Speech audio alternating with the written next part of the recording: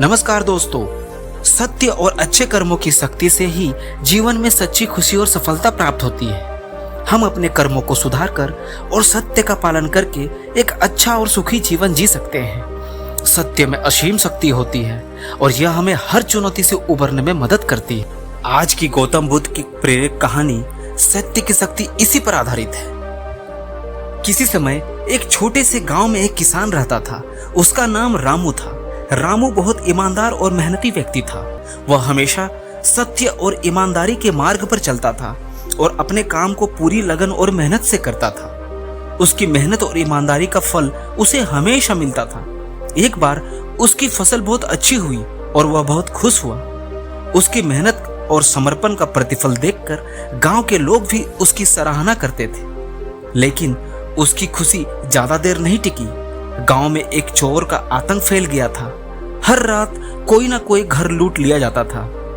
लोग बहुत डरे हुए थे और रात को सोने से पहले दरवाजे और खिड़कियां अच्छे से बंद कर लेते थे। चोर इतना चालाक था कि हर बार गांव वालों की नजरों से बच निकलता था। गांव वाले बहुत परेशान हो गए और उन्होंने राजा से जाकर उसकी शिकायत की। राजा ने चोर को पकड़ने के लिए अपने सैनिक भेजे, लेकिन चोर बहुत चालाक था और हर बार बच निकलता था। चोर की गतिविधियों से गांव में डर और अनिश्चितता का माहौल बन गया था। लोग दिन में भी अपनी सुरक्षा को लेकर काफी चिंतित रहते थे। एक दिन भगवान बुद्ध गांव में आए। गांव वालों ने अपनी समस्या के बारे में बुद्ध को बताया। बुद्ध ने उनकी समस्याओं को ध्यान से सुना और सबको इकट्ठा किया। उन्होंने गांव वालों से कहा, सत्य की शक्ति सबसे बड़ी होती है। अगर हम सत्य का पालन करें तो कोई भी चोर नहीं बच सकता। सत्य और ईमानदारी के मार्ग पर चलकर ही हम अपने जीवन को सुधार सकते हैं। गांव वालों ने बुद्ध की बात मान ली और सत्य का पालन करने का संकल्प लिया। सबने मिलकर यह निर्णय लिया कि वे अपने जीवन में सत्य और ईमानदारी को प्राथमिकता देंगे। उस रात गांव वाले जागते रहे और चौकन्ने रहे। उसी रात जब चोर रामू के घर आया तो रामू भी जाग रहा था। उसने देखा कि चोर उसके घर में प्रवेश करने की कोशिश कर रहा है। रामू ने साहस दिखाया और उसे पकड़ने की कोशिश की। चोर ने अपने चाकू से रामू पर हमला किया, लेकिन रामू ने साहस नहीं छोड़ा। उसने चोर से कहा, सत्य की शक्ति से तू बच नहीं सकता। रामू के साहस और दृढ़ता ने चोर को हिला दिया। चोर ने देखा कि रामू बिना डर के उसका सामना कर रहा है। रामू की आंखों में सच्चाई और ईमानदारी की चमक थी। चोर ने अपने जीवन में पहली बार ऐसे व्यक्ति को देखा था जो सत्य और ईमानदारी के मार्ग पर चल रहा था और जिसने अपने जीवन में कभी झूठ का सहारा नहीं लिया था। चोर ने जब रामू की साहस और सच्चाई देखी तो वह खुद को असहाय महसूस करने लगा। उसकी आत्मा ने उसे धिक्कारा और उसे अपने कर्मों पर शर्मिंदगी हुई।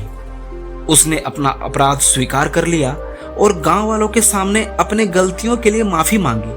उसने कहा, मैं अपने कर्मों के लिए शर्मिंदा हूं। मैंने बहुत लोगों का बुरा किया है, लेकिन आज मैं आप सबके सामने अपने सभी अपराधों को स्वीकार करता हूं और आपसे माफी मांगता हूं। गांव वालों ने चोर की सच्चाई और पश्चाताप को देखा।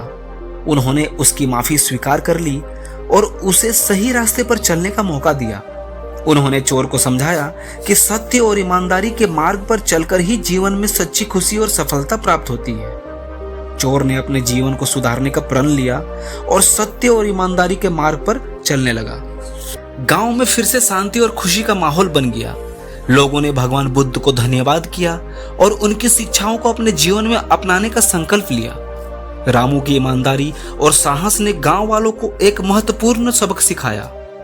उन्होंने समझा कि सत्य और ईमानदारी की शक्ति सबसे बड़ी होती है और इन मूल्यों को अपनाकर ही हम अपने जीवन को सुधार सकते हैं। दोस्तों, इसी प्रकार सत्य की शक्ति ने गांव की स्थिति को बदल दिया और लोगों को एक नई दिशा दी।